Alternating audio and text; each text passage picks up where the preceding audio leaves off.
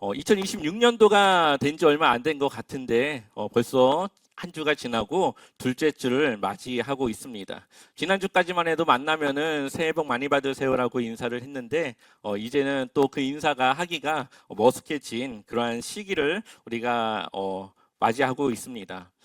우리가 이번에 창세기 말씀을 이제 다시 나눕니다.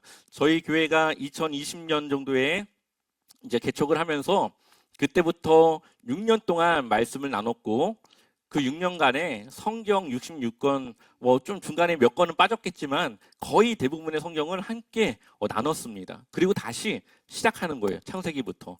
그러니까 우리가 이제 두 번째 말씀을 듣고 이제 우리의 마음에 새기는 그러한 시간이 되었습니다.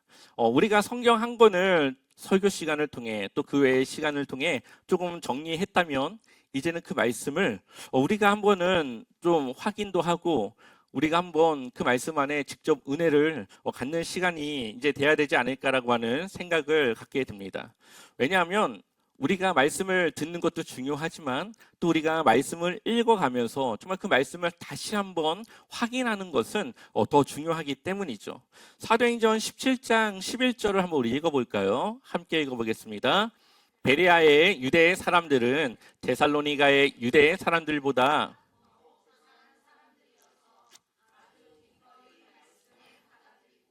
그것이 살인인지 알아보려고 다 성경을 상고하였다.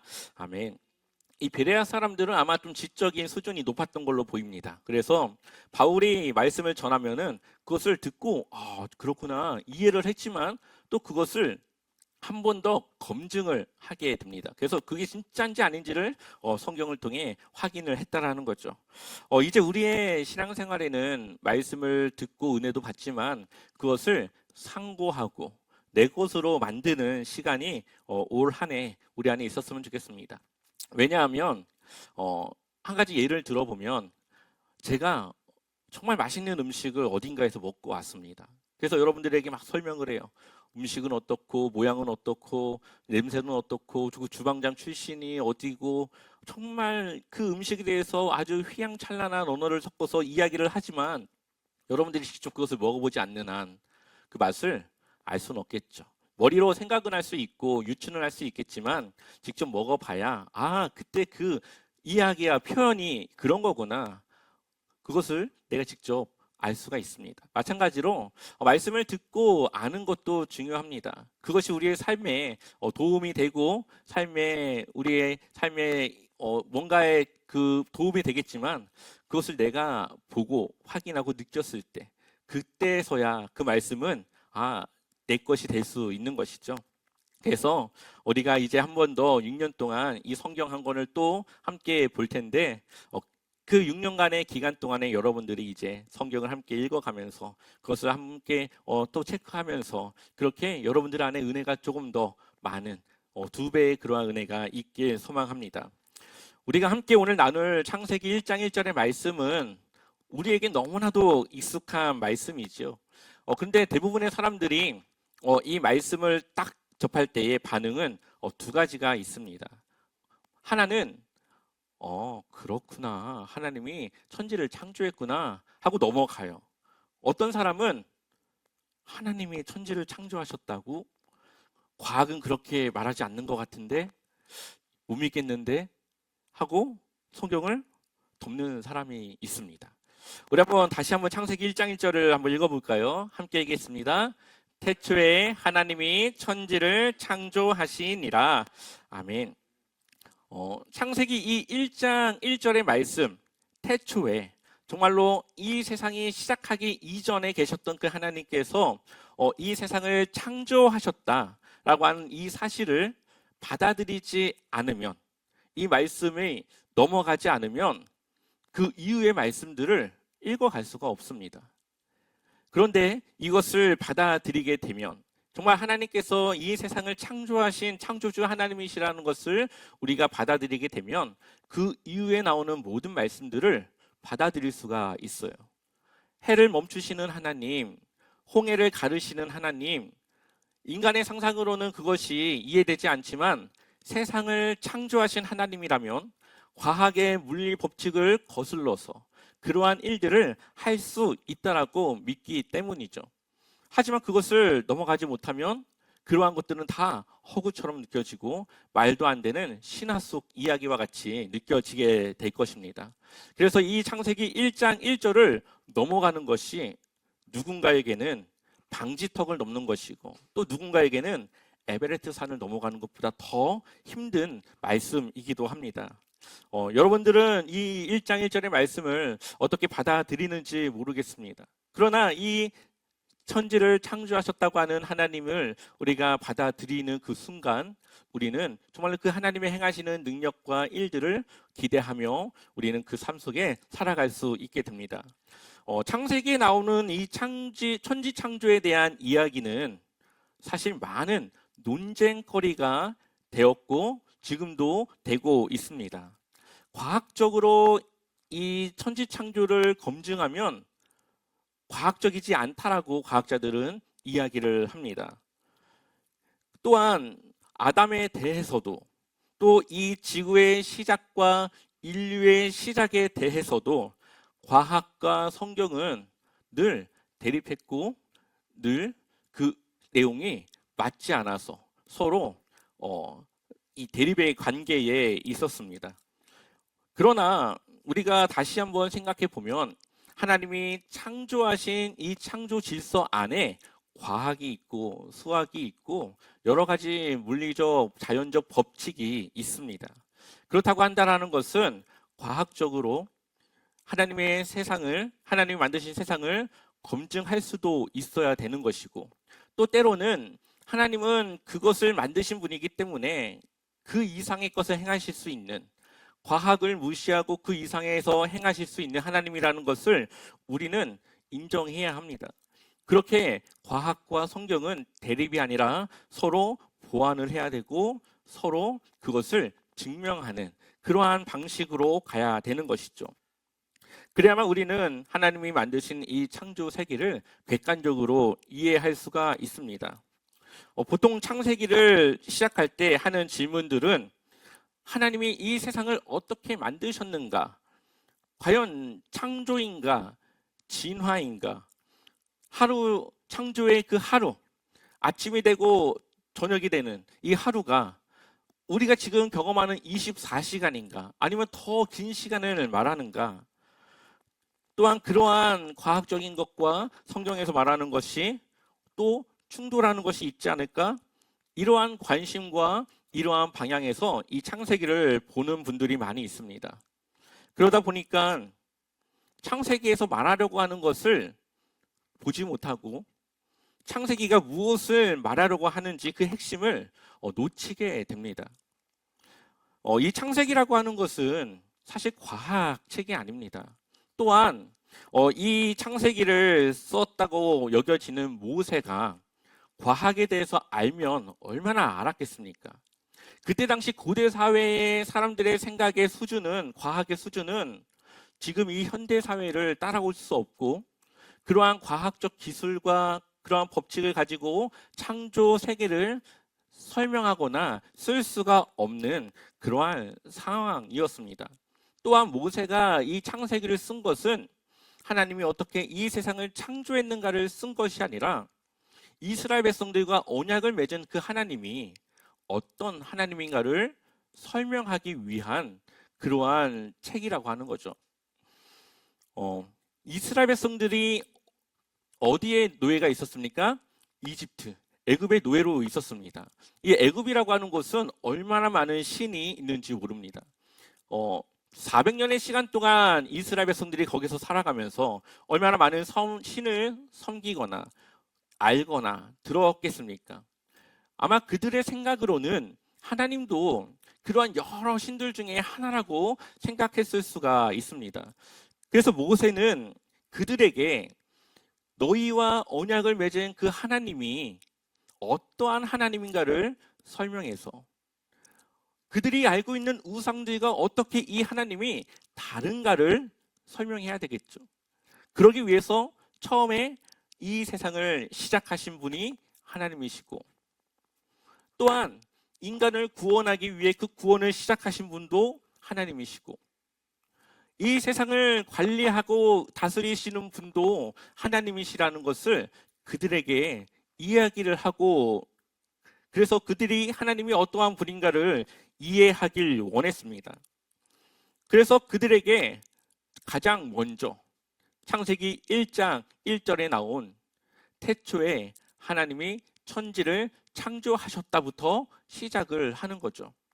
모든 신들은 어떠한 것들이 존재한 이후에 생겨난 신들이지만, 하나님이라고 하는 분은 아무것도 없는 그때에 홀로 계셨고, 아무것도 없는 그 상태에서 이 세상을 창조하신 창조주 하나님이시라는 것을 그들에게 이야기를 하고 있는 겁니다. 그래서 시간이라고 하는 것도 하나님이 빛과 어둠을 통해 만드신 것이고, 자연의 변화와 여러 가지 날씨와 바람과 모든 것이 하나님의 주권과 하나님의 만드신 가운데 생겼다라고 말하고 있는 겁니다. 그리고 그 하나님이 지금 누구와 언약을 맺었습니까? 이스라엘 백성들과 언약을 맺은 거죠. 그러니 이스라엘 백성들은 그 이야기를 듣는 순간 어땠을까요? 아마 든든했을 겁니다. 다른 신들, 그들이 말하는 다른 신들은 인간이 무언가를 바쳐야 그것을 주기도 하고, 또 인간을 신을 섬기거나 하등의 존재로 생각을 해서 늘 신이 인간을 위해 군림하고 있는 그러한 신이라고 생각을 했는데, 이 세상을 창조하신 하나님, 또한 모든 신들 중에 유일하신 살아계신 하나님은 하나님의 형상을 따라 인간을 만드셔서 홀로 자족하시고 만족하시는 그 하나님은 또 인간과 교제하며 그 안에서 기쁨을 우리에게 주어서 우리가 그러한 기쁨 안에 살아가길 원하신다라고 하는 하나님의 사랑과 하나님의 그 인격과 그러한 성품에 대해서 이야기할 때에 이스라엘 백성들이 생각하는 하나님은 다르다라고 생각을 했을 겁니다. 그래서 하나님은 우리를 하나님의 형상을 따라 만드셔서 하나님과 교제하고 이야기하며 함께하길 원하셨던 거죠. 창세기 1장 26절 27절 말씀 읽어보겠습니다. 하나님이 이르시되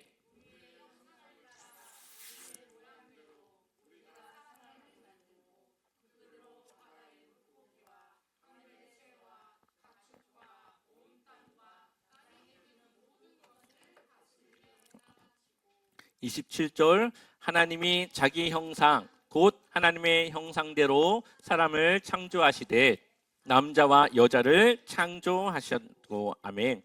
여기서 말하는 형상이라고 하는 말은 이 모양을 말하는 것이 아니라 하나님이 가지신 성품과 그분이 가지신 그러한 능력, 그러한 것들을 이야기를 하는 겁니다. 그래서 사람은 하나님과 교제할 수 있죠. 인격적인 교제가 가능합니다. 또한 사람은 이성과 감정과 인격을 가지고 스스로 어떠한 삶에 대해서 선택하거나 그 삶을 개척하고 스스로 이끌어 나갈 수가 있습니다. 이 모든 부분들은 다 하나님의 형상을 우리가 가졌기 때문이라는 거죠. 그래서 하나님은 우리가 늘 우리 스스로 선택하는 것을 원하셨고, 그 선택이 늘 하나님께 있기를 원했습니다. 인간은 충분히 그것을 생각하고 고민하고 결정할 수 있는 능력을 가졌기 때문이죠. 선악과가 있었던 이유 또한 너무나도 완벽한 인간이 하나님의 존재를 잊을까봐 늘 선악과를 통해 하나님이 그 인간의 삶에 함께하고 있음을 기억하길 원하셨습니다. 그러나 결국 그 선악과를 먹어버리는 그 죄를 통해 하나님과의 관계가 끊어지게 되었죠. 이 선악과를 먹었다고 하는 것은 하나님과 인간의 그 규칙이 그냥 위반된 것 이상의 인간이 하나님과 같이 되고 싶고자 하는 그런 교만의 그러한 결과라고 볼 수가 있습니다.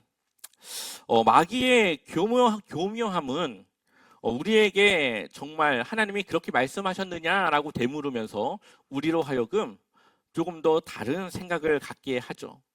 마귀는 우리에게 안 된다라고 하지 않습니다. 대신 한번 해봐도 괜찮다라고 우리를 유혹합니다. 하나님은 그것을 먹으면 안 된다고 하지만 마귀는 정말 그렇게 말했냐고 하면서 그 마음을 조금씩 서서히 움직여 나갑니다. 이러한 마귀는 심지어 하나님이시자 하나님의 아들이신 예수님까지도 시험하려고 했다라는 것을 우리는 기억해야 되겠죠. 그것은 우리는 늘 마귀의 교묘한 그 속임수를 감당해야 되는 그 삶을 살아갈 수 있다라고 볼 수가 있습니다. 결국은 사람은 하나님과의 관계를 끊고 하나님의 통치에서 벗어나 사단의 그러한 마귀의 그러한 유혹과 게임에 넘어가서 그의 말을 듣게 됩니다. 그러한 결과가 결국은 이제 인간의 죄로 인한 이 세상에 악해지는 그러한 결과로 나타나게 되죠.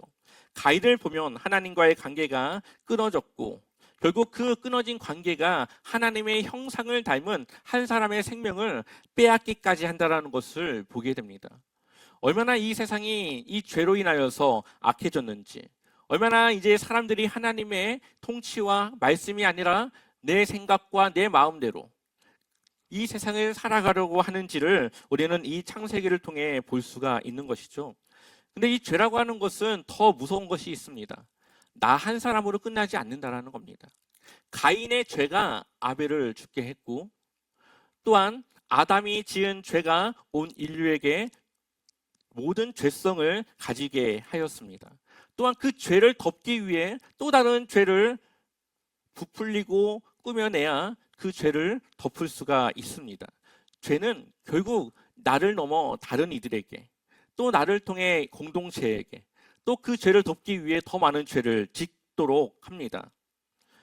그러나 이 성경의 말씀을 보게 되면은 하나님의 형상을 가진 우리는 죄를 이겨낼 힘도 가지고 있다는 것을 보여주고 있죠. 대표적으로 이 에녹이라고 하는 사람을 볼 수가 있습니다. 에녹은 세상의 사람들과 다른 길을 선택했습니다. 창세기 5장에 보면 족보에 대해서 나오는데 항상 누가 태어났고 몇 세 누가 죽었고 이거를 이야기하다가 이 에녹에서는 조금 더 설명을 붙입니다. 창세기 5장 24절을 보면 에녹이 하나님과 뭐 했다고요? 동행하더니 하나님이 그를 데려가심으로 세상에 있지 아니하였더라. 아멘. 에녹은 하나님을 선택했고 하나님과 동행하며 함께하는 삶을 살아갔습니다. 그래서 성경은 쭉 가다가 이 에녹이라고 하는 사람의 초점을 두어서 그가 어떻게 하나님과 동행했는지를 말하고 있죠. 또한 그 이후에 보면 노아라고 하는 사람이 또 나옵니다.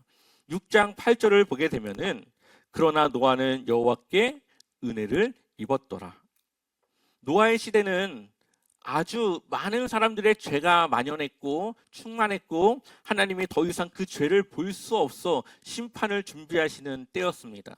그럼에도 노아는 하나님과의 관계를 유지했고 그 관계 안에 살고 싶다라고 하는 그러한 삶으로 나아가게 됐습니다. 그래서 성경은 그를 6장 9절 뭐라고 보는지 한번 우리 함께 읽어보겠습니다. 이것이 노아의 조언이라. 노아는